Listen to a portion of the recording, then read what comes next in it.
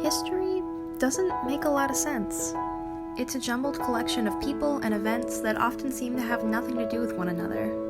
It's our job as historians to wade through the sea of data and find a story that speaks to us. So, how are all these events connected?